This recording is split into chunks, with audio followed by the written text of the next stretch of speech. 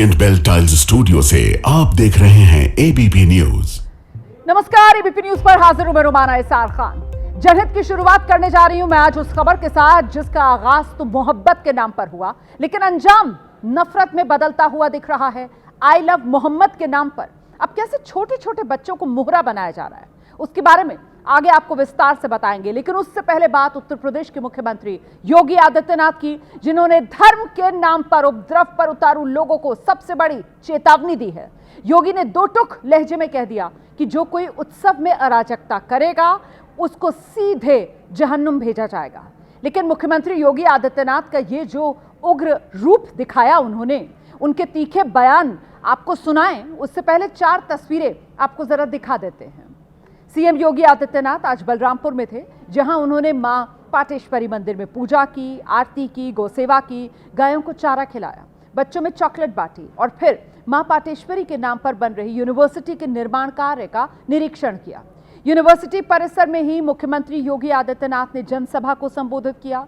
बलरामपुर में उन्होंने polytechnic college का उद्घाटन किया और साथ ही इस जिले को करीब 825 करोड़ रुपए के विकास कार्यों का उपहार दिया।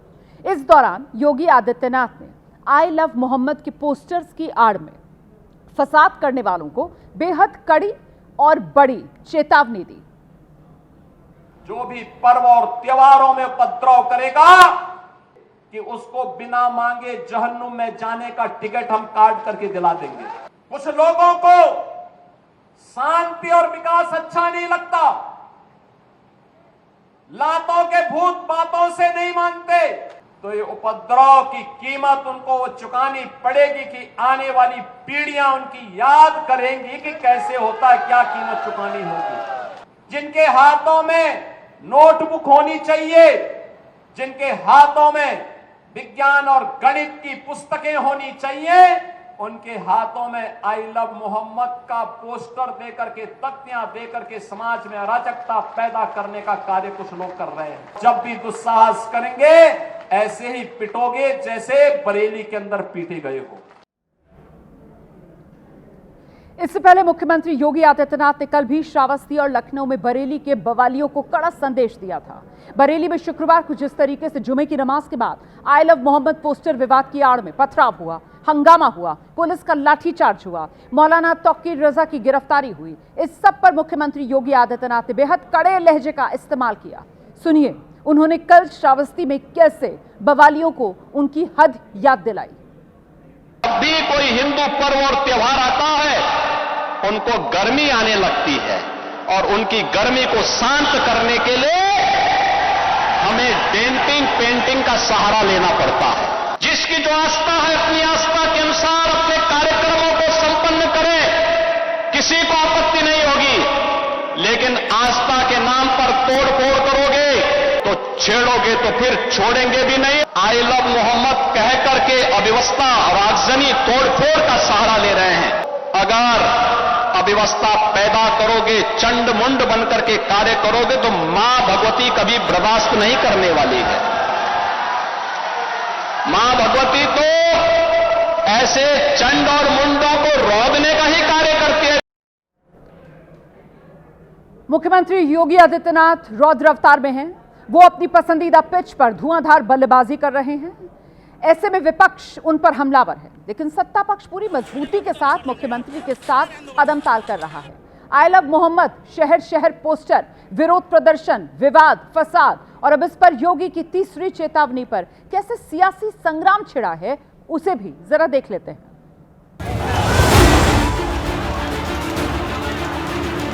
जो भाषा वो बोल रहे हैं योगी जी, वो कट्टरता और उन्माद की भाषा बोल रहे हैं। एक 9 साल से मुख्यमंत्री हैं, एक बार भी लोकतांत्रिक भाषा नहीं बोलते।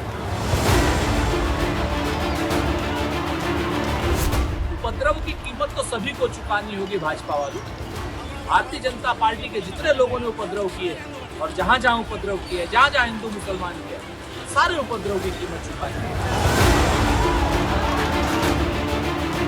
विकास में बाधा बनेंगे तो क्या आपको फूल माला पहनाया जाएगा, आपकी आरती उतारी जाएगी? नहीं उतारी जाएगी। ऐसे ही किया जाएगा जैसे बरेली में किया गया है।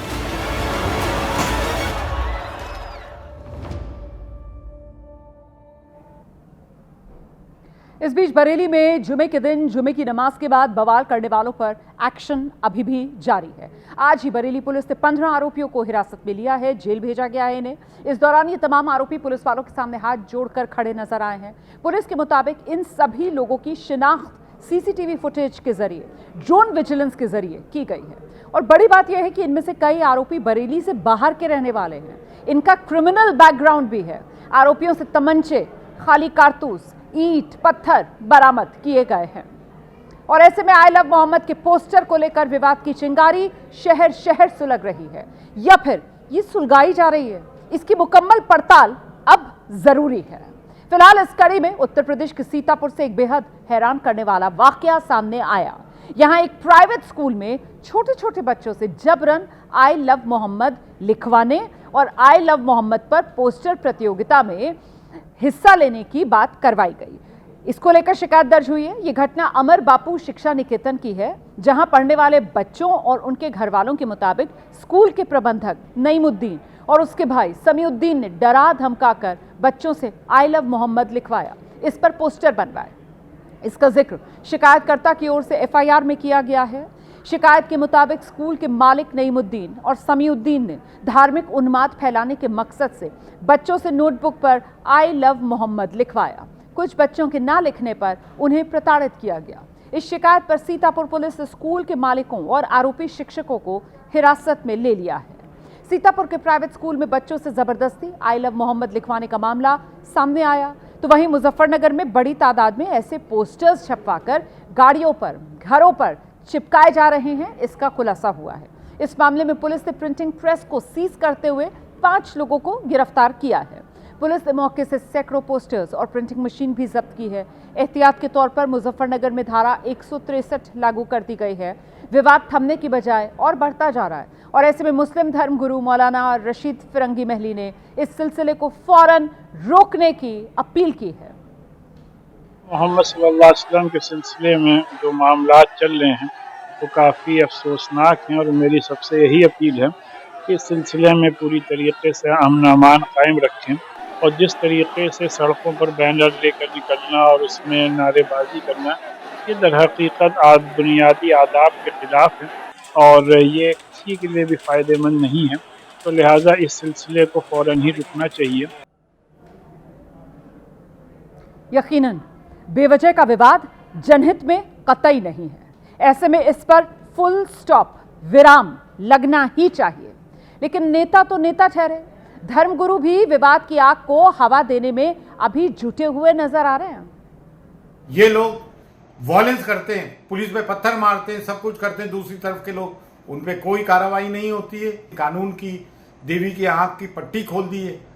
वो अब धर्म और जाति देख के फैसले करवाने लगे हैं ये लोग। तौकीर रजा खान साहब ने कौन सी अनकॉन्स्टिट्यूशनल या अनडेमोक्रेटिक बात की थी? We stand in solidarity with Tauqeer Raza Khan Sahab. I लो मोहम्मद अगर आपको कर रहा है, अपने घर में आप लगाइए, गली मोहल्ले में आप लगाएंगे, अच्छी बात नहीं है। आप क्यों ऐसा करना चाहते हैं? आप अपने घर में पूजा करें, पाठ करें, जैसे हम लोग करते हैं।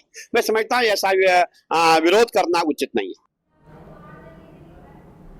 तो उत्तर प्रदेश समेत पूरे देश में आई लव मोहम्मद पर विवाद काफी तूल पकड़ चुका है। विवाद की शुरुआत 4 सितंबर को कानपुर में हुई, जब बारावफात के जुलूस के दौरान मुस्लिम समुदाय ने एक बैनर लगाया जिस पर आई लव मोहम्मद लिखा था। हिंदू संगठनों ने इसका विरोध किया, इसे नई परंपरा शुरू करने का नाम दिया गया। विवाद बढ़ा, ऐसे में पुलिस ने फौरन एक्शन लिया। पुलिस की ओर से कहा गया कि धार्मिक जुलूस में किसी भी नई रीति रिवाज को शामिल नहीं किया जा सकता है। इस दौरान दोनों समुदाय के लोगों ने एक दूसरे पर पोस्टर फाड़ने के आरोप लगाए। इसी को लेकर विवाद और बढ़ा। फिर 9 सितंबर को पुलिस ने 24 लोगों पर एफआईआर दर्ज की। इन लोगों पर माहौल बिगाड़ने की कोशिश के आरोप लगे। हालांकि पुलिस ने साफ किया कि आई लव मोहम्मद बैनर के लिए किसी तरह की कोई एफआईआर दर्ज नहीं की गई है। इसके बाद इस पूरे मामले पर सियासी बयानबाजी शुरू हुई। ऐसे में माहौल गर्म होता चला गया। और अब इस बीच कानपुर में दंगे की साजिश का भी पर्दाफाश हुआ है। पुलिस के मुताबिक कुछ लोग विवादित ऑडियो के जरिए दंगा भड़काने की फिराक में थे, लेकिन समय रहते जुबैर नाम के एक आरोपी को गिरफ्तार कर लिया गया। इस केस में पुलिस ने जुबैर समेत 27 लोगों के खिलाफ मुकदमा दर्ज किया है। देखिए, रेल बाजार के अंतर्गत एक शुजातगंज चौकी हमारी पड़ती है, उसके अंतर्गत एक व्यक्ति है जुबैर ज़ुबैर अहमद खान, इसने ये जो आइला मोहम्मद की पृष्ठभूमि में जो हमारे विवाद उत्पन्न हो रहे थे और पुलिस काफ़ी मुस्तैदी से तैनात थी, उसने कुछ भड़काऊ बातें कहीं जिनका कि ऑडियो हमारे पास है। इसमें इसको गिरफ्तार कर लिया गया है और उसके अन्य साथियों की तलाश की जा रही है। अब नेता किसी भी पार्टी का हो, वो ऐसे मौके की तो ताक में रहता है। उत्तर प्रदेश बीजेपी के प्रवक्ता हैं मनीष शुक्ला, उनको सुनिए, जो कह रहे हैं कि कानपुर में पकड़ा गया आरोपी ज़ुबैर समाजवादी पार्टी से जुड़ा हुआ था। ये मैं आपको आगे सुनाऊंगी, लेकिन उससे पहले आपको बता दें कि सियासत और ऐसी सियासत की विवाद की जड़ में आई लव मोहम्मद का नारा दे दे जो अब आई लव योगी बनाम आई लव अखिलेश, ये पूरी सियासत इस दिशा में आगे बढ़ गई है। कल लखनऊ से आई लव योगी लिखे पोस्टर की राजनीति शुरू हुई, जो वाराणसी होते हुए आगरा तक पहुंची और आगरा में बीजेपी ओबीसी मोर्चा से जुड़े एक नेता की ओर से आई लव योगी वाला पोस्टर लगाया गया। वहीं वाराणसी में 80 घाट पर कुछ लोग संध्या आरती के समय I love Mahadev, I love Yogi, I love bulldozer वाले पोस्टर के साथ नजर आए। इससे पहले लखनऊ के कई चौक चौराहों पर भी इसी तरीके के पोस्टर नजर आए। आई लव योगी के जवाब में अब आई लव अखिलेश, ये ट्रेंड भी शुरू हो गया है।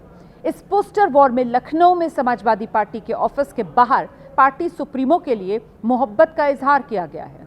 इस पोस्टर पर आई लव शिक्षा, रोजगार और सामाजिक सौहार्द जैसी बातें भी लिखी हैं। यकीनन भाईचारा और सौहार्द जनहित में जरूरी है, लेकिन अफसोस की जोड़ने की बजाय बांटने वाली बातें सरेआम हो रही हैं, खुल्लम खुल्ला हो रही हैं। बिहार में नीतीश कुमार के साथ सबसे बड़ा प्लस पॉइंट ये रहा है कि विपक्ष भ्रष्टाचार के मुद्दे पर उन्हें घेर कर नहीं रख पाता है। आज तेजस्वी यादव ने फिर से कोशिशें शुरू की कि नीतीश सरकार पर भ्रष्टाचार के दाग लगाकर कुछ चुनावी माहौल बनाया जा सके। बीते दिनों प्रशांत किशोर ने नीतीश सरकार के 3 मंत्रियों पर बड़े बड़े आरोप लगाए। हो सकता है इस वजह से भी तेजस्वी आज वोट चोरी के मुद्दे से भ्रष्टाचार के मुद्दे पर शिफ्ट हुए, ताकि सारा क्रेडिट पीके ना ले जाएं। और दूसरी तरफ नीतीश ने भी उन्हें अपने अंदाज में जवाब देने में देर नहीं लगाई। वैसे तेजस्वी ने आज खुद बता दिया कि ईडी और सीबीआई चुनाव से पहले ही उनकी ताक में बैठे हुए हैं। पटना में प्रेस कॉन्फ्रेंस करके तेजस्वी यादव ने कहा कि वो नीतीश सरकार के भ्रष्ट मंत्रियों और अफसरों की लिस्ट तैयार करवा रहे हैं। सरकार बनते ही ये लिस्ट जारी कर दी जाएगी और फिर एक एक का हिसाब होगा। एक भी भ्रष्टाचारी बच नहीं पाएगा। हमारे पास सारा भी सूची तैयार हो रहा है और ये हम लोग सार्वजनिक करने जा रहे हैं। कौन कौन अधिकारी और कौन कौन मंत्री कितना 1000 करोड़ या लाख हजार करोड़ कहाँ कौन देशों में संपत्ति कहाँ इन लोग बना रखे हैं, किसके किसके जरिए, ये सारा सामने आने वाला है। तेजस्वी ने आरोप लगाया कि बिहार में जितना बजट नहीं है उससे ज्यादा की घोषणाएं की जा रही हैं। 75 लाख महिलाओं को 10-10 हजार रुपए देने को उन्होंने वोट खरीदो स्कीम बता दिया। भ्रष्टाचार पर नीतीश को धृतराष्ट्र तक बता दिया। बिहार का संगठित भ्रष्टाचार और खुदरा भ्रष्टाचार सारे रिकॉर्ड तोड़ चुका है। नीतीश जी भ्रष्टाचार के धृष्ट राष्ट्र हो गए। पहले हम भीष्म पितामह बोलते थे, अब धृत राष्ट्र हो गए भ्रष्टाचार के। वहीं तेजस्वी के हमलों का नीतीश कुमार ने गोपालगंज में दूसरे ढंग से जवाब दिया। भीड़ को याद दिलाया कि लालू के परिवार की किन गड़बड़ी और भ्रष्ट आदतों की वजह से उन्होंने उनका साथ छोड़ा था। पहले कुछ नहीं था, गड़बड़ किया था, इसलिए याद रखिएगा, पहले वाला इधर उधर करके आज वो कहीं कहीं घूम के कर रहा है। आज जानते हैं एक बार हम लोगों के पटिया में गलती हुई थी कि 2 बार इन लोगों को 1.5 साल बहुत मामूली तौर पर उसको हम लोगों के कुछ लोग ले लिया था। अब बाद में तो हमको हटाए दोनों बार, और हमने कहा कि अब कभी कुछ इधर उधर नहीं, जो हम लोगों के साथ शुरू थे वही सब दिन के लिए रहेंगे। वहीं तेजस्वी ने आज ये भी अंदेशा जता दिया कि चुनाव से पहले ईडी और सीबीआई फिर से एक्टिव हो रही है। बीजेपी और जेडीयू ने कहा जो भ्रष्टाचारी होते हैं दरअसल डरते वही हैं। न किसी को फंसाते हैं न किसी को बचाते हैं, लेकिन भ्रष्टाचारियों को उनकी जगह जरूर दिखाते हैं। बिहार को जिस तरीके से आपने और आपके परिवार ने लूटा है, आप निश्चिंत रहें, जेल तो जाना ही होगा। तेजस्वी जी, अगर धृतराष्ट्र कहना है, इसके साक्षात उदाहरण तो आपके पिता लालू यादव हैं, जिन्होंने अपने भ्रष्ट मंत्रियों, अफसरों और परिवार के सदस्यों पर के किए गए घोटाला पर पर्दा डाला। वैसे बता दें कि जमीन के बदले नौकरी वाले IRCTC घोटाले में 13 अक्टूबर को लालू परिवार को दिल्ली की कोर्ट में पेश होना है। तेजस्वी को भी पेश होना है। उस दिन तय हो जाएगा कि इनमें से किस आरोप में मुकदमा चलाया जाए। और अब आगे बात तमिलनाडु में मची उस भगदड़ की करेंगे जिसने एक बार फिर सवाल खड़ा कर दिया है। क्या देश में आम लोगों की जान की कोई कीमत नहीं होती है? अभिनेता से नेता बने विजय थलपति ने शनिवार को तमिलनाडु के करूर में एक रैली की। उसी रैली के दौरान भगदड़ हो गई, बड़ा हादसा हो गया, जिसके बाद अब यह मामला अदालत तक पहुंच गया है।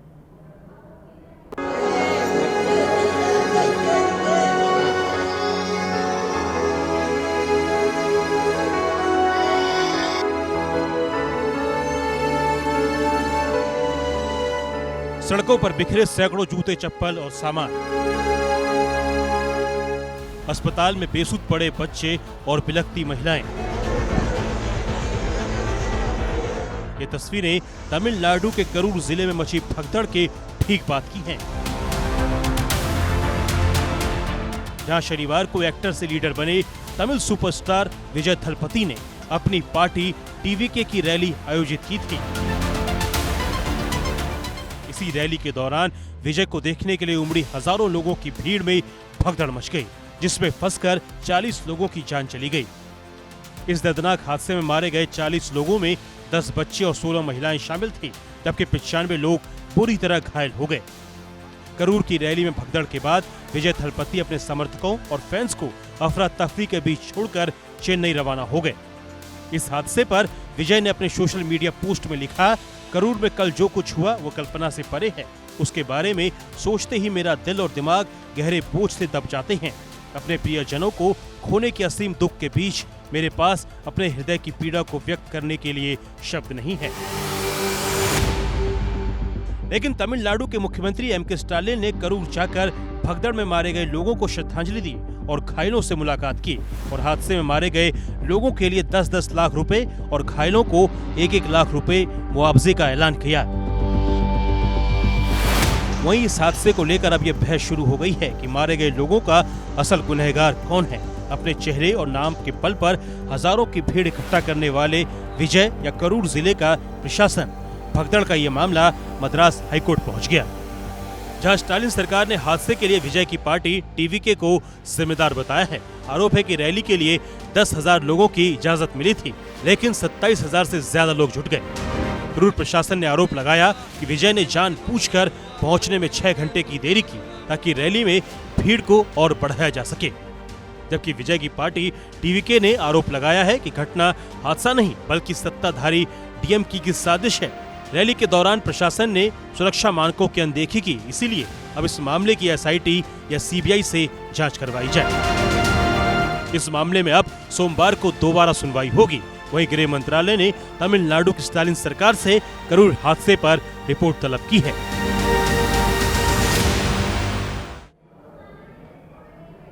देखिए, 22 अप्रैल को पहलगाम में पाकिस्तान की आतंकी साजिश का एक जीता जागता सबूत पूरी दुनिया ने देखा था।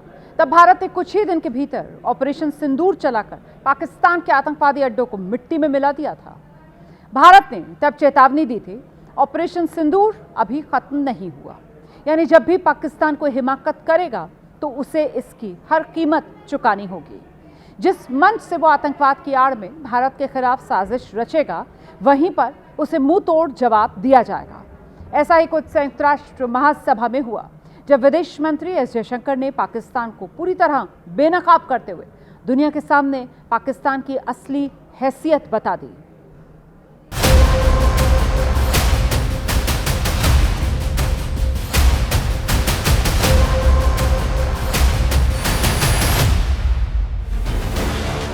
पाकिस्तान के कटोरेबाज प्रधानमंत्री शहबाज शरीफ अपने जिहादी जनरल आसिम मुनीर के साथ अमेरिका में भारत के खिलाफ कई साजिशों का ताना बाना बुनकर गए थे, लेकिन जिस तरह ऑपरेशन सिंदूर के जरिए भारतीय सेना ने पाकिस्तान में पल रहे आतंकवाद को मिट्टी में मिलाया, ठीक उसी अंदाज में संयुक्त राष्ट्र महासभा में शहबाज शरीफ के एक एक छूट का विदेश मंत्री एस जयशंकर और उनकी टीम ने कायदे से हिसाब किताब किया।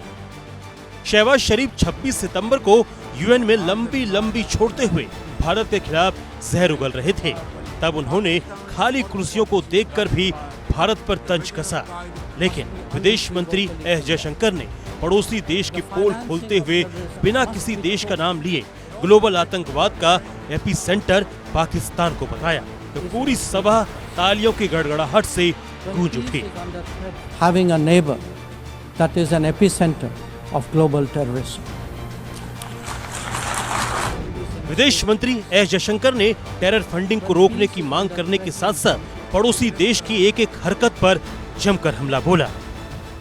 India has confronted this challenge since independence, having a neighbor that is an epicenter of global terrorism. UN's designated lists of terrorists are replete with its nationals. S Jaishankar ने जोर दिया कि जब आतंकवादी ठिकाने इंडस्ट्री लेवल पर चलते हैं, जब आतंकवादियों को सार्वजनिक तौर पर महिमा मंडित किया जाता है, तो ऐसे हमलों की बिना शर्त निंदा की जानी चाहिए। विदेश मंत्री ने आतंकवाद को पालने वालों को अंजाम भुगतने तक की चेतावनी दी है। Those who condone nations that sponsor terror will find that it comes back to bite them. आपको बता दें, संयुक्त राष्ट्र ने पाकिस्तान से जुड़े लगभग 150 आतंकवादी संगठनों और व्यक्तियों को ब्लैकलिस्ट किया है। शहबाज शरीफ ने भाषण के दौरान ये भी जताने की कोशिश की थी कि अगर पाकिस्तान ने आतंकियों को ना रोका होता तो ये अमेरिका लंदन में घूम रहे होते। Had these terrorists not been encountered by us, they would have been roaming on the streets of New York and London and God knows far east. सवाल है कि क्या शहबाज शरीफ ये बताने की कोशिश कर रहे हैं कि आतंकवादियों से उनका कोई गहरा नाता है। शहबाज शरीफ के एक एक झूठ को बेपर्दा करने के लिए जयशंकर से पहले ही मोर्चा भारतीय राजनयिक ने संभाल लिया था। राइट टू रिप्लाई के जरिए भारतीय राजनयिक ने कड़े शब्दों में शहबाज शरीफ के भाषण को बेतुकी नौटंकी बताया। This assembly witnessed absurd theatrics in the morning from the Prime Minister of Pakistan, who once again glorified terrorism that is so central to their foreign policy. However, no degree of drama and no level of lies can conceal the facts. Pakistan के राजनयिक मोहम्मद राशिद ने भी S Jaishankar के भाषण पर झूठ की नई गठरी खोली, तो भारत ने फिर करारा जवाब देते हुए यूएन में भरी सभा में ही पाकिस्तान का धुआं कर दिया। मोहम्मद राशिद यूएन मिशन में दूसरे सेक्रेटरी ने कहा कि पाकिस्तान की छवि खराब करने की कोशिश की गई, जिस पर भारत के संयुक्त राष्ट्र मिशन में दूसरे सचिव रेंटला श्रीनिवास ने पलटवार करते हुए कहा कि पाकिस्तान की छवि सबके सामने है। आतंकवाद के निशान इतने साफ हैं कि यह कई देशों में दिखता है। यह न सिर्फ पड़ोसियों के लिए बल्कि पूरी दुनिया के लिए खतरा है। खास बात तो ये भी है कि भारत ने पाकिस्तान को बेनकाब करते हुए संयुक्त राष्ट्र में पड़ोसी देश का नाम नहीं लिया, लेकिन पाकिस्तान की प्रतिक्रिया बता रही है कि उसका नाता आतंकवाद से कितना पुराना है।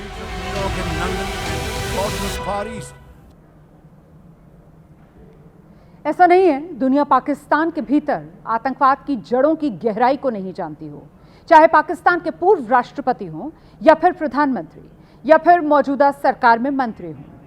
हर कोई इस बात को कबूल कर चुका है पाकिस्तान में आतंकवाद कब से है और आतंकवाद पाकिस्तान में क्यों है, इसकी भी दलीलें खुद पाकिस्तान के नेता ही दे चुके हैं।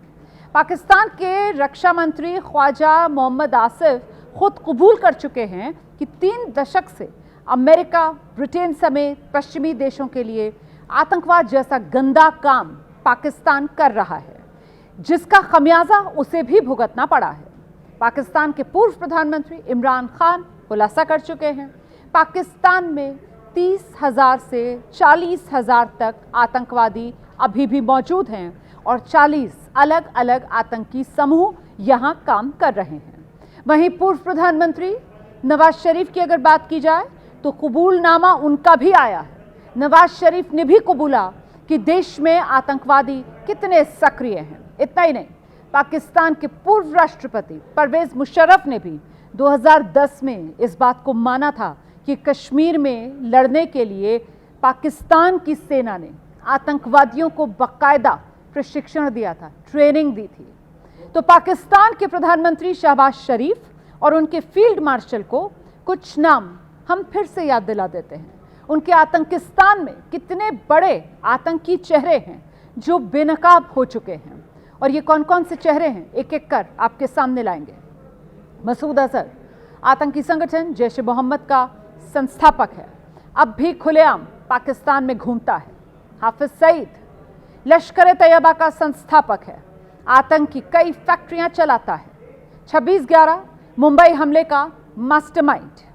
इसके अलावा ज़कीउर रहमान लखवी को आईएसआई ने अंडरग्राउंड कर रखा है, और लश्कर ए तैयबा का डिप्टी चीफ सैफुल्लाह कसूरी ये पाकिस्तान से भड़काऊ भाषण की दुकान चलाता है। ये तो शहबाज को अच्छे से पता होगा। हाफिज सईद का बेटा लश्कर का बड़ा सरगना तलहा सईद भी पाकिस्तान में रहता है, जिसे चीन अक्सर बचाता आया है। तो ये पाकिस्तान में आतंकवाद की पूरी कुंडली आपने जानी। बढ़ते हैं आगे, और अब बात महाराष्ट्र की। सितंबर का महीना खत्म होने वाला है, लेकिन महाराष्ट्र में अब भी मॉनसून कहर बरपा रहा है। भारी बारिश की वजह से महाराष्ट्र के कई जिलों में एक बार फिर से बाढ़ जैसे हालात बने हुए हैं। नांदेड़, संभाजीनगर, नासिक, सोलापुर, पालघर, ठाणे समेत कई जिलों में बारिश की वजह से हालात बुरे हैं। नांदेड़ में धर्माबाद तहसील में बारिश के चलते खेती बर्बाद होने के बाद प्रशासन की ओर से राहत न मिलने से नाराज ग्रामीणों ने जल समाधि लेने का ऐलान कर दिया। वहीं छत्रपति संभाजी नगर जिले में मूसलाधार बारिश के चलते जो अंजना नदी का पानी है वो रिहायशी इलाकों में भर गया है। वहीं पालघर की अगर बात की जाए तो वसई विरार में लगातार बारिश की वजह से निचले इलाकों में पानी भरा हुआ है। शनिवार देर रात से रविवार सुबह तक बारिश हुई है। मुंबई में, पुणे, ठाणे समेत जलगांव में भी, महाराष्ट्र के कई और जिलों में भी जनजीवन बुरी तरीके से प्रभावित हुआ है। तो देख रहे हैं आप किस तरीके से ये जाते हुए मॉनसून की मार जो महाराष्ट्र पर पड़ रही है। बारिश ऐसी हुई कि एक बार फिर नदी उफान पर आ गई और निचले इलाकों में पानी भरा हुआ है। त्राहिमाम मचा हुआ है, लोग परेशान हैं, सब कुछ लोगों का घर बार डूबता हुआ दिख रहा है। ये तस्वीरें जो आप देख रहे हैं वो महाराष्ट्र के नासिक की तस्वीरें आपके सामने हैं। देखिए कैसे सड़कों पर लबालब पानी बहता हुआ नजर आ रहा है। फर्क करना मुश्किल है कहां पर नदी है, कहां पर सड़क है, और ये बारिश के बाद जो बाढ़ की स्थिति बनी वो कैसे तबाही अपने साथ लेकर आई है। देख रहे हैं आप नदी के पानी का कटाव इतना तेज है, बहाव इतना तेज है कि किनारे की मिट्टी को काटते हुए वहां जो घर इमारत वो सब बहती हुई नजर आ रही है।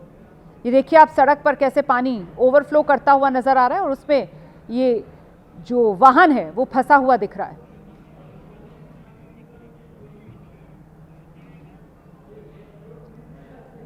और महाराष्ट्र की जब अलग अलग जिलों की हम बात कर रहे हैं तो फिर ऐसा ही एक जिला संभाजी नगर भी है, उस पर भी जबरदस्त बारिश की मार पड़ी है। देखिए आप किस तरीके से ये रिहायशी इलाके संभाजी नगर के, यहाँ गली मोहल्लों में हर तरफ पानी भरा हुआ है। सड़कों के ऊपर से, पुलिया के ऊपर से पानी बहता हुआ आप देख रहे हैं, और पानी का तेज बहाव देखकर आप अंदाजा लगा सकते हैं कि इस वक्त सब मुश्किल में है। इंसान, जानवर, सबकी जिंदगी मुश्किल में। महाराष्ट्र में ये बारिश का कहर है। तो बाढ़ में कैसे महाराष्ट्र के कई शहर डूबे हुए हैं, तस्वीरें आपके सामने।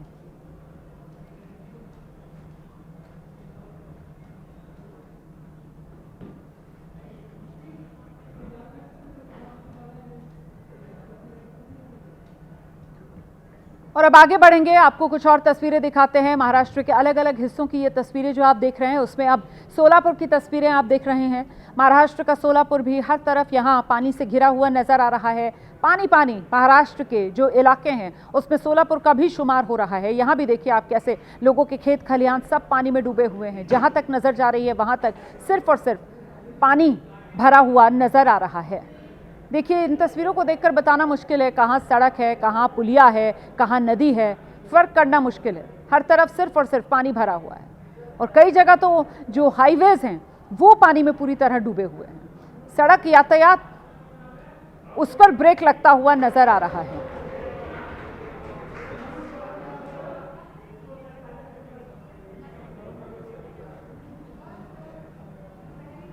और अब इस वक्त की बड़ी खबर मैं आपको बता दूं, दुबई एशिया कप का फाइनल मुकाबला भारत और पाकिस्तान के बीच जो खेला जा रहा है, पाकिस्तान की टीम ऑल आउट। पाकिस्तान की टीम ऑल आउट हो गई है 146 के स्कोर पर। मतलब लक्ष्य टीम इंडिया के सामने 147 रन का है। पाकिस्तान ने भारत को 147 रन का लक्ष्य दिया है। टॉस टीम इंडिया ने जीता। टीम इंडिया ने टॉस जीतने के बाद पहले गेंदबाजी चुनी और ऐसे में शुरुआत देखिए जो पाकिस्तान की टीम की हुई है वो बढ़िया थी, लेकिन उसके बाद तो पाकिस्तान की टीम ऐसे बिखरती चली गई कि 20 ओवर भी टिककर नहीं खेल पाई। ऑल आउट पाकिस्तान की टीम हुई है। पाकिस्तान के खिलाड़ियों की गिल्लियां उखड़ती चली गई। पाकिस्तान के खिलाड़ी पूरे 20 ओवर नहीं रह सके मैदान पर और 146 पर पाकिस्तान की पूरी टीम भारत ने वापस पवेलियन लौटा दी। पाकिस्तान की टीम को 146 रन पर टीम इंडिया ने समेट दिया। पाकिस्तान की टीम 146 पर ऑल आउट। अब लक्ष्य भारत के सामने 147 रन का है। हमारे साथ इस वक्त स्टूडियो में पूर्व क्रिकेटर मोहम्मद कैफ मौजूद हैं। जीएस विवेक खेल संपादक हमारे वो स्टूडियो में हमारे साथ मौजूद हैं। हमारे साथ खेल पत्रकार रवीश बिष्ट मौजूद हैं। साथ ही आप से आगे हम करवाएंगे परिचय रमीज राजा पूर्व क्रिकेटर पाकिस्तान के और उरूज मनसब खान खेल पत्रकार पाकिस्तान से हमारे साथ होंगे। लेकिन पहले जरा जल्दी से एक रिएक्शन लेते हैं। स्टूडियो में जो मेहमान हमारे साथ मौजूद हैं, मोहम्मद कैफ के पास सबसे पहले आपको लेकर चलेंगे। 146 पाकिस्तान की टीम ऑल आउट। शानदार प्रदर्शन अभी तक भारतीय टीम की तरफ से। देखिए 113 पे 1 विकेट था, लगा शायद 200 के आसपास पाकिस्तान जाएगा, पर पाकिस्तान बीइंग पाकिस्तान वो ऐसा खेले 20 के ओवर्स में। स्पिनर्स ने 8 विकेट झटके हैं, जहां कुलदीप वरुण अक्षर की अच्छी गेंदबाजी रही है और स्पिनर्स के सामने पूरा जो उनके पास कोई जवाब था नहीं। बैटिंग की बात करें और 113 पे 1 था, फिर उसके बाद आउट हो गए। मात्र 30 रन के अंदर ही आउट हो गए वहाँ से। बिल्कुल, मैं जरा दर्शकों को पहले दिखा देती हूँ कि पाकिस्तान के जो विकेट हैं वो किस तरीके से गिरे। जिस बात का जिक्र अभी मोहम्मद कैफ भी कर रहे थे ना कि साहब एक वक्त ऐसा था कि वो शुरुआत बढ़िया पाकिस्तान की टीम को मिली थी, तो फाइनल में पाकिस्तान को धोने की पूरी तैयारी टीम इंडिया ने कर ली है। जरा जल्दी से मोहम्मद कैफ से मैं एक और रिएक्शन लूंगी, उसके बाद हम बाकी मेहमानों का भी रुख करेंगे। मुझे ये बताइए मोहम्मद कैफ कि आपको कब लगा कि मैच के अंदर पासा पलट गया, हमारे स्पिनर्स जो है अब वो भारी पड़ते हुए नजर आ रहे हैं? फखर जमा का जाना फकर नहीं, मैं फरहान की बात करूंगा। वो अच्छे सेट दिख रहे थे, अच्छी वो तो पहला विकेट था जो गया था। हाँ, उसके बाद से फिर फकर ने थोड़ा ठीक खेला आज, पर मेरा ऐसा मानना है कि वरुण, कुलदीप, अक्षर पटेल ये काम ना आज से नहीं कर रहे हैं। ये काम जब भी इंडियन टीम फंसती है, देखिए आज बुमराह ने शुरू में विकेट नहीं मारी, उनके ऊपर जिम्मेदारी थी पर विकेट नहीं मिले, तो बाद में किसने काम किया? कुलदीप यादव अगेंस्ट पाकिस्तान लगभग 6 के इकॉनमी रहती है और हमेशा हर मैच में कुलदीप खाली हाथ नहीं जाते। वरुण का भी खास वहाँ योगदान था। अक्षर पटेल ने 6 गेंदबाजी करी, आज तो सिर्फ 4 ही गेंदबाज थे। हार्दिक पांड्या नहीं थे, वहाँ दुबे और ललित ने तिलक वर्मा ने एक ओवर डाला, वहाँ से मैनेज किया, पर 4 ही मेन गेंदबाज थे। उसके बावजूद इंडिया का कमबैक देखिए आप, 113 पे 1 था। वहाँ से स्पिनर्स के पास ऐसी काबिलियत है जो विकेटें मारते हैं 20 के ओवर्स में। स्पिनर्स ने तो एक तरीके से पूरा पासा खेल का पलट कर रख दिया। विवेक, आज तो मेरे ख्याल से पाकिस्तान के खिलाड़ियों के लिए जो सबसे बड़ा नाइटमेयर रहने वाले हैं वो यही कुलदीप यादव। देखिए रोमाना, अगर आप देखें तो कुलदीप यादव ने अपने पहले 2 ओवर में 23 रन खाए थे और अगले 2 ओवर में उन्होंने सिर्फ जो है 7 रन दिए और 4 विकेट लिए और पाकिस्तान ने 33 रन पे अपने 9 विकेट खो दिए। और ये सब क्यों हुआ? ये सब इसलिए हुआ क्योंकि भारत ने बिल्कुल सही स्ट्रैटेजी अपनाई। उन्होंने एक्स्ट्रा फास्ट बॉलर नहीं रखा, जो एक फास्ट बॉलर थे वो सबसे ज़्यादा रन के लिए भी गए। विकेट थोड़ा स्लो है, बॉल रुक के आ रहा है, ग्रिप कर रहा है। और सबसे खास बात यहाँ पर यह है कि इंडिया ने जिस तरीके से कमबैक किया, और वो इसीलिए भी क्योंकि इतने अच्छे स्टार्ट के बाद भी एक बंदे का डर पाकिस्तान को सता रहा था और वो था अभिषेक शर्मा। और इसीलिए वो चाहते थे कि ज़्यादा से ज़्यादा रन बने, वो बड़े बड़े शॉट्स के लिए गए, जिसकी वजह से वो जो है पाकिस्तान एक एक करके कोलैप्स करता गया। तो आज मेरे हिसाब से 3 बड़ी चीज़ें थी पहले हाफ में। एक, 33 रन पर 9 विकेट, कुलदीप का आखिरी के 2 ओवर में सिर्फ 7 रन देकर जो है 4 विकेट लेना, और तीसरा जसप्रीत बुमराह का वो सेलिब्रेशन, वो यादगार जरूर रहेगा, खास तौर पे जैसे उन्होंने हारिस रऊफ को सेंड ऑफ किया जब वापस भेजा ना, वो ये वाला जो सेलिब्रेशन था ना, वो शानदार सेलिब्रेशन था। सैल्यूट तो बनता है उस सेलिब्रेशन के लिए। रवीश आइए, आपका आकलन अभी तक की जो पारी भारत ने खेली है। देखिए, विवेक ने बिल्कुल सही कहा, क्योंकि आज मैच शुरू होने से पहले मोहसिन नकवी जो कि पाकिस्तान क्रिकेट बोर्ड के चेयरमैन है, उन्होंने कहा था कि खिलाड़ियों को पूरी छूट दी जा रही है, वो जो कुछ करे मैं हैंडल कर लूंगा। लेकिन जसप्रीत बुमराह का वो जो सेलिब्रेशन था, वाकई उसको सैल्यूट करना पड़ेगा कि हारिस रऊफ को उन्होंने सिर्फ एक्शन से जवाब नहीं दिया, बल्कि उन्होंने यॉर्कर से उन्होंने जवाब दिया। और एक समय जब साहिबजादा फरहान और फखर जमान जो बल्लेबाजी कर रहे थे, लग रहा था रुमाना उस वक्त की शायद ये 180 या 190 तक जा सकते, बट स्पिनर्स ने बहुत जबरदस्त कमबैक कराया। ये बिल्कुल सही है कि पाकिस्तान का मिडिल ऑर्डर इस मैच में नहीं, हर मैच में एक्सपोज हुआ है, और जब तक गेंद नया रहता है और पावर प्ले, अगर हम दुबई के विकेट की बात करें, पावर प्ले तक रन बनते हैं, उसके बाद विकेट थोड़ा स्लो होता है, गेंद थोड़ी पुरानी होती है, तो बल्लेबाजों के लिए डिफिकल्टी होती है। लेकिन यस, जो एक स्टार्ट मिला था पाकिस्तान को, उस पर ब्रेक लगाया, और कुलदीप यादव की जितनी तारीफ की जाए उतनी कम है। शुरू में जरूर शॉर्ट बॉलें डाली थी, साहिबजादा फरहान ने उनको 6 भी लगाया था, लेकिन उसके बाद जो फील्डिंग रही, कैचेस देखिए, पिछले मैच में 4 कैचेस ड्रॉप हुए थे, यहां सारे कैचेस ऊपर गए, हाइट पर थे, लेकिन जो फील्डर्स थे उनकी आंखें जरा भी इधर नहीं हुई। तो I think it's a great comeback. और हमेशा क्रिकेट में कहते हैं अनऑफिशियल एक नियम है कि जब भी लास्ट में मोमेंटम जिसकी तरफ जाता है ना, एडवांटेज उसके पास आ जाता है। यहां पे मोमेंटम तो मतलब एडवांटेज इंडिया है ना, right? Mohammad Kaif, advantage India है। देखिए, मुझे लगा ये बहुत बेहतर पिच है, आज तो और अच्छी पिच है, जहाँ पे घास कम है और सख्त पिच लगी, बॉल बल्ले पे आ रहा, शुरू में अच्छी शॉट लगी है।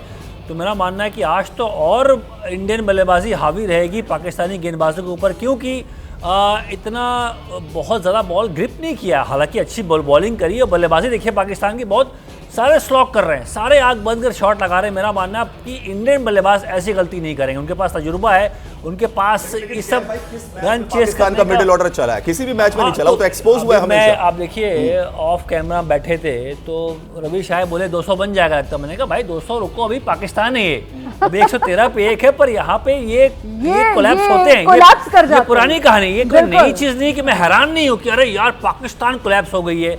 ये एक जमाने से काम हो रहा है, जहाँ पे 130 रन से चेस नहीं होते, इनसे कभी कभी 200 भी डिफेंड नहीं होते, तो कभी हर तरह का कारनामा करते हैं। और आज तो 20 के ओवर्स में अगर थोड़ा सेंसिबल खेलते ना, कि नो आपको स्टार्ट मिल गया है, थोड़ा सा मैच्योरिटी दिखाते तो 180-90 बन जाते, पर सब आके स्लॉक कर रहे हैं। कैसी है? पिच बढ़िया है, ये 170-80 के लिए नहीं, ये 210-220 के लिए जा रहे थे। जो है वो बढ़िया है, बल्लेबाजों का सपोर्ट करने वाली ये पिच है। और जो आप कह रहे हैं कि साहब वो 180-170 वो टारगेट ही लेकर जा रहे थे कि वो किसी तरीके से 200 के पार पहुंचाएंगे, मतलब वो खेल को खेल की तरह से देख ही नहीं रहे। नहीं, पर वो डर था रमाना, वो डर था अभिषेक शर्मा का, कि जो पावरफुल स्टार्ट अभिषेक शर्मा ने अभी तक दिया है, और शाहीन अफरीदी वर्सेस अभिषेक शर्मा के ऊपर बहुत लोगों ने कहा कि फाइनल जो है निर्भर रहेगा। अभी तक 14 बॉलों में 31 रन मार चुके हैं अभिषेक शर्मा शाहीन अफरीदी के 204 के स्ट्राइक रेट से, तो इसीलिए उनको डर है। और अभिषेक शर्मा ने जो इंपेटस दिया है पावर प्ले में टीम इंडिया को, इसकी वजह से आप चेस बहुत ज्यादा कर सकते हैं, तो इसीलिए पाकिस्तान की तरफ से उम्मीद थी कि वो आगे जाएं, लेकिन पहले ही छूट गए। रिएक्शन लेंगे, याद है ना आपको, हमने पिछली बार भी इसके बारे में बात की थी कि साहब वो जो सबसे ज्यादा हवा शाहीन शाह अफरीदी का, और वो शाहीन शाह अफरीदी आते हैं और कैसे अभिषेक जो हैं वो अपने बल्ले से वो सारा हवा जो है उसकी हवा निकाल देते हैं। मैं तो देखिए उनकी तारीफ इसलिए करता हूँ क्योंकि ये पहली बार नहीं हो रहा है, शुरू में 2-3 मैच में वो जल्दी आउट हुए 30 के आसपास शुरुआत देखे, पर उसके बाद हर मैच में 70 के आसपास का स्कोर किया है, और ये आंकड़े दिखा रहे हैं, रन 309 बनाए हैं, 205 का स्ट्राइक रेट। मैं जरा ये आंकड़े बता दूं दर्शकों को, ये अभिषेक शर्मा के इस टूर्नामेंट में आंकड़े हैं, अब की बार सबसे ज्यादा भारत के लिए अगर किसी बल्लेबाज ने रन बनाए हैं इस टूर्नामेंट में तो वो अभिषेक शर्मा ही हैं, 309 रन, और स्ट्राइक रेट 205 का इन 6 पारियों में। जी आइए।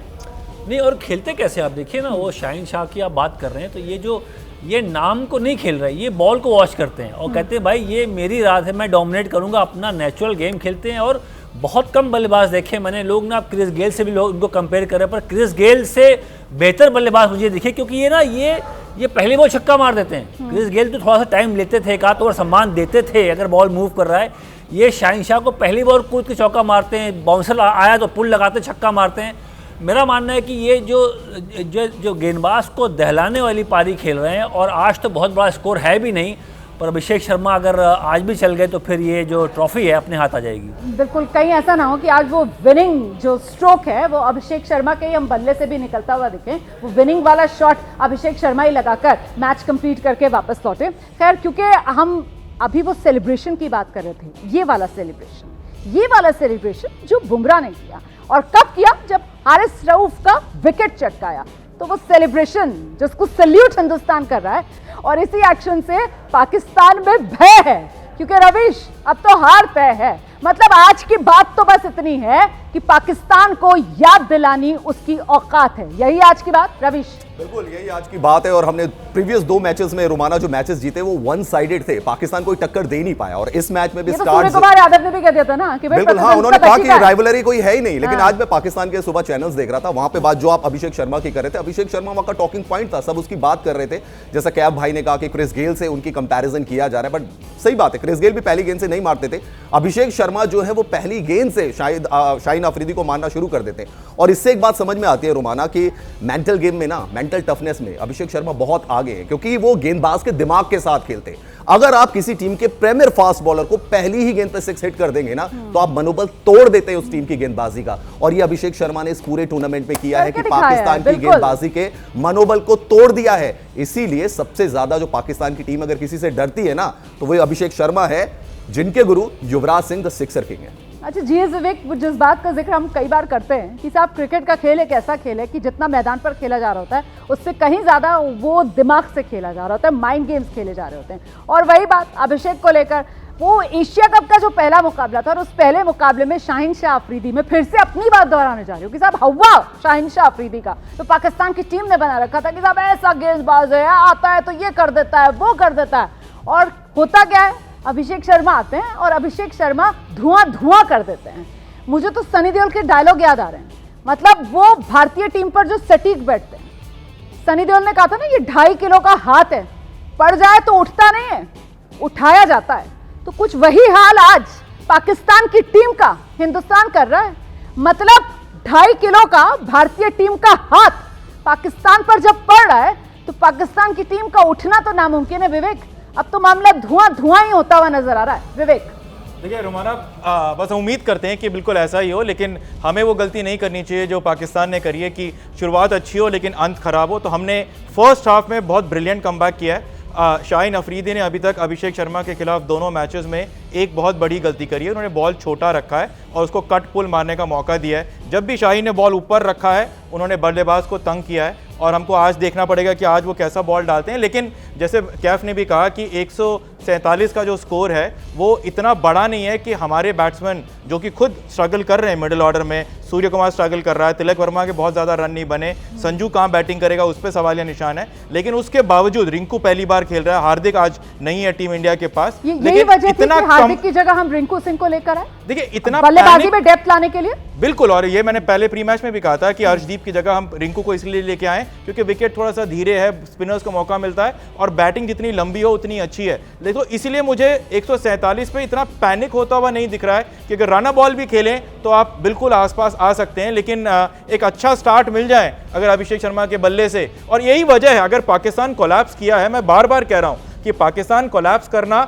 जितना क्रेडिट कुलदीप, अक्षर और वरुण को जाता है उतना ही क्रेडिट अभिषेक शर्मा को जाता है, क्योंकि पाकिस्तान नहीं चाहता था कि वो 170-180 बनाए, वो चाहता था 210 बन जाए, क्योंकि वो जो प्रेशर अभिषेक शर्मा ने दिया था उनने बल्ले से पिछले 2 मैचेस में, उसको नेगेट करने के लिए वो एक्स्ट्रा रन के लिए गए और वहां पर वो उतने ही रन उनके कम हो गए और 147 के आसपास आ गए। तो अभी भी आधा मैच हुआ है, हम कंट्रोल में हैं, लेकिन अभी तक इंडियन टीम की खासियत इस एशिया कप में यही रही है कि चाहे वो सूर्य कुमार यादव हो या इंडियन टीम के प्लेयर्स हो, जेस्चर हो, सेलिब्रेशन हो, स्टेटमेंट हो, हमेशा आखिर में मारा है और इतना जोरदार मारा है कि सबको याद आए। हमको अभी भी ऐसा ही करना है। 147 के बाद जेस्चर भी आएंगे, हैंडशेक भी नहीं होगा, जेस्चर तो आ गया है। आज का फाइनल का जेस्चर तो बुमराह ने दे दिया है, वो जेस्चर तो आ चुका है, वो विनिंग सेलिब्रेशन क्या रहने वाला है वो एक्शन तो आ गया है। लेकिन जो बात आप कह रहे थे ना कि चाह रहा था पाकिस्तान, अब चाहने को तो भाई चांद ले आएंगे, ये भी चाह सकते हैं, लेकिन वो चाहने के लिए पीछे कुछ मजबूती भी तो होनी चाहिए ना, जिसको लेकर हम चर्चा भी कर रहे थे मोहम्मद कैफ कि साहब पाकिस्तान और पाकिस्तान का मिडिल ऑर्डर तो इस टूर्नामेंट में हम देख ही रहे हैं कैसे वो कोलैप्स कर जाता है। उनके कप्तानी पारी वो खेल नहीं पा रहे हैं, वो स्ट्रगल करते हुए नजर आ रहे हैं। तो आखिरकार किस बूते पर पाकिस्तान इस सोच के साथ जा रहा था, जैसा कि विवेक कह रहे हैं कि वो चाह रहे थे कि वो 210-200 के पार ले जाएं स्कोर, जबकि यहाँ तो ऑल आउट हो गई टीम, मतलब लाज बचानी भी मुश्किल हो गई, पूरे 20 ओवर भी टिककर नहीं खेल पाए। मोहम्मद क्या नहीं, देखिए उनका जो दिक्कत है वो बल्लेबाजी में ही है। आज तो 113 पे 1 थे, मैं तो हैरान था कि 113 कैसे बना दिए बिना विकेट खोए, मतलब एक ही विकेट खोया था। तो वो वहाँ तक तो तारीफ होगी कि फरहान खेल गए, फखर जमान उनकी बल्ले से स्कोर आ गया, पर मैंने बहुत 84 मेरे ख्याल से पहले विकेट के लिए, हाँ 84 तो वो मेरे लिए तो वो मतलब मैं तो हैरान था कि इतनी मतलब बिना विकेट खोए इतनी बड़ी पार्टनरशिप कर गए, जो कि बहुत बड़ी बात है। पाकिस्तान की जो दिक्कत थी हमेशा दबाव में उनकी बल्लेबाजी बिखरती है, पर क्योंकि आज दबाव वाला मैच था, बुमराह सामने थे और ये इंडिया पाकिस्तान फाइनल से उनके बल्लेबाजों ने अच्छा स्टार्ट किया, ओपनर से अच्छा खेला, पर बाद में जो कोलैप्स की एक आदत सी पड़ गई पाकिस्तान को, वो आज भी दिखा। और मैं तो घूम फिर के मतलब उनकी अप्रोच पे मैं सवाल करूंगा कि यार 20 के ओवर्स में 200 बनते मैं समझ सकता हूं, पर 200 बनाने का तरीका होता है कि आप क्रिकेटिंग शॉट मारो, पार्टनरशिप बिल्ड करो, एक आध गेंदबाज को पिक करो, उसको बड़ा ओवर बनाओ, तब जाके 200 बनता है। ये नहीं कि आप ना बिना बॉल देखे कुलदीप वरुण ऐसे हाथ में नहीं आएंगे आपके, ये बहुत स्किलफुल गेंदबाज है, इनके पास गुगली है, मिस्ट्री गेंदबाज है, हवा में वेरिएशन करते हैं, वो डरते नहीं, बड़े दिल के गेंदबाज है वो लोग। तो उनके सामने ऐसे आंख बंद करके मारोगे तो आपको वो हमेशा आउट कर लेंगे। तो ये आंख बंद करके मारो, ये जो मेंटालिटी है ना, इसके पीछे भी वो मेंटालिटी क्या चल रही है, क्योंकि अभी रवीश हमारे साथ यहाँ स्टूडियो में मौजूद हैं और रवीश कह रहे थे कि आज ये सुबह में देख रहे थे, सुन रहे थे कि पाकिस्तान के पत्रकार या पाकिस्तान के जो फैंस हैं वो क्या कह रहे हैं। तो रवीश ने यकीनन सुना होगा कि पाकिस्तान के फैंस कह रहे थे साहब हमारे पास तो खोने को कुछ है नहीं, हम तो बस उतरेंगे और बस पूरा अपना जी जान लगा देंगे। तो यही खोने को कुछ है नहीं, बस आओ मारो कहीं पर भी बिना सोचे समझे, ये उसी का खमियाजा है जो मैच के पहले हाफ में पाकिस्तान ने भुगत लिया है। और इस पूरे टूर्नामेंट में हम देख रहे हैं कि अभी तक 2 बार भारत के हाथों पिटने के बाद आज ये हार की हैट्रिक पाकिस्तान की भारत के सामने तय है। रोमाना देखिए, डायलॉग्स चेंज होते रहे पाकिस्तानी फैंस के। पहले उन्होंने कहा 14 वाला मैच चाहिए आगा जी, फिर उनका डायलॉग चेंज हुआ 21 वाला मैच चाहिए आगा जी, फिर 21 वाला हार गए तो बोले 28 वाला मैच चाहिए आगा जी। अब आगा इनका एक ऐसा कप्तान है, समझ में नहीं आ रहा कि बैट्समैन है, बॉलर है, क्या है, किस लिए रखा हुआ है। अच्छी इंग्लिश बोल लेते हैं इसलिए कप्तान बनाया जाता है पाकिस्तान में शान मसूद को या सलमान अली आगा को। अच्छा, रोल्स किसी के पता नहीं है। शाहीन शाह अफरीदी का आप आधा टूर्नामेंट देख लीजिए, उन्होंने बैटिंग से परफॉर्मेंस दी है, बॉलिंग उनकी खास नहीं रही। पिछले मैच में अच्छी रही लेकिन ओवरऑल बॉलिंग उनकी खास नहीं रही। सैम अयूब, जिनका कंपैरिजन पाकिस्तान के क्रिकेट एक्सपर्ट शुभमन गिल से करते थे, वो स्कैम अयूब साबित हो गए। 4 डक है उनके एशिया कप में, 4 डक है और एज ए बॉलर विकेट ले रहे, बैटिंग वाइज उनकी कोई परफॉर्मेंस नहीं आई है। तो पाकिस्तान की जो टीम है ना, इसमें रोल ही किसी का पता नहीं कि कौन बैट्समैन है कौन बॉलर है। हारिस रऊफ को आप लाए लेकिन वो मैदान में एक्शन कुछ और कर रहे होते हैं, काम उनका गेंदबाजी का है, लेकिन दर्शक अगर उनको कोहली कोहली बोलते हैं तो उस पर रिएक्शन देते हुए नजर आते हैं। तो इनका जो आपने कोलैप्स देखा है ना, ये फर्स्ट कोलैप्स नहीं है, पहले भी 2 मैचेस में भी कोलैप्स हो चुका है इनके मिडिल ऑर्डर का, क्योंकि रोल ही समझ में नहीं है कि क्या करना चाहते हैं, क्योंकि क्रिकेट पे फोकस नहीं है, बाकी सारी चीजों पर फोकस है। ठीक है, अब हमारा फोकस मोहम्मद क्या, हमारा फोकस अब कहाँ रहना चाहिए? हमारा फोकस देखिए, मेरा मानना है कि ये गेम तय होगा पहले 6 ओवर में। ओके। मान लो अभिषेक शर्मा मान लो खुदा न खास्ता नहीं चलते हैं तो फिर गेम बन जाएगा, फिर पाकिस्तान होगा अच्छा अब हमने अभिषेक शर्मा को आउट कर लिया है, यहाँ से थोड़ा जान लगाते दम लगाते शायद मैच जीत जाए, क्योंकि लास्ट मैच बांग्लादेश के खिलाफ 130 के आसपास का रन डिफेंड किए हैं पाकिस्तान। इनके पास गेंदबाज है, स्पिनर्स हैं, पर मुझे लगता है कि जो इस मैच का जो रिजल्ट होगा ना पहले 6 ओवर में दिख जाएगा आपको, कि अगर मान लो अभिषेक शर्मा मार गए तो मैच खत्म हो गया, मान लो वो आउट हो गए तो फिर पाकिस्तान दम मारेगी। तो विवेक, पहले 6 ओवर्स निर्णायक रहने वाले। अच्छा, जब हमने गेंदबाजी शुरू की तो वो नई बॉल शिवम दुबे के हाथ पे हमारे कप्तान ने पकड़ा दी, तो वहां उधर पाकिस्तान की तरफ से आपको लगता है कि कोई ऐसा प्रयोग किया जा सकता है विवेक? नहीं, मुझे लगता है शाहीन अफरीदी और हारिस रऊफ जो है नया गेंद करेंगे और कोशिश ये करेंगे कि अभिषेक को आउट करने की कोशिश करें, लेकिन बस मैं थोड़ा सा डिफ़र करता हूँ कैफ से। मुझे ऐसा लगता है कि ये मैच थोड़ा जाएगा, थोड़ा लंबा जाएगा, और क्योंकि ये सिर्फ 147 है इसीलिए इंडियन टीम पैनिक नहीं करना चाहिए। और इंडियन टीम का बैटिंग का डेप्थ बहुत ज़्यादा है कि अगर आप एक रन बॉल भी खेलें तो भी 120 बॉलें हैं, आपको 147 रन बनाना है। मुझे कोई फ़र्क नहीं पड़ता है कि आप 19.5 ओवर में जीतो, बस जीतो और पाकिस्तान से मैच जीतो, फाइनल जीतो। 2 आप जीत चुके हो, तीसरा भी जीतो, ट्रॉफी उठाओ, घर जाओ, सेलिब्रेट करो, क्योंकि पूरा देश सेलिब्रेट करेगा। चाहे आप 16 ओवर में जीतो, फ़र्क नहीं पड़ता, लेकिन 19.5 पे जीतो वो भी फ़र्क नहीं पड़ता। बट मेरे हिसाब से 147 है, बनना चाहिए, बनेगा, पूरी उम्मीद है। चाहे वो अभिषेक के ब्लेजिंग स्टार्ट से बने या तिलक वर्मा के धीरे धीरे रन बॉल से बने या शिवम दुबे के बल्ले से बने या रिंकू के आखिरी ऑन स्लॉट से बने, बस बन जाए 147 और इंडिया ये ट्रॉफी लेके जाए। देखिए आज तो बस इतनी बात है, पाकिस्तान को बतानी उसकी औकात। एशिया कप का फाइनल मुकाबला भारत पाकिस्तान के बीच, भारत के खिलाड़ी अब मैदान पर उतर गए हैं। बहुत शुक्रिया सभी मेहमानों का अभी हमारे साथ जुड़ने के लिए। मुकाबले के बाद और भारत की जीत के बाद, क्योंकि इसकी हमें पूरी यकीन है, विश्वास है, फिर आपसे मुलाकात होगी। फिलहाल एबीपी न्यूज पर खबरों का सिलसिला लगातार जारी है।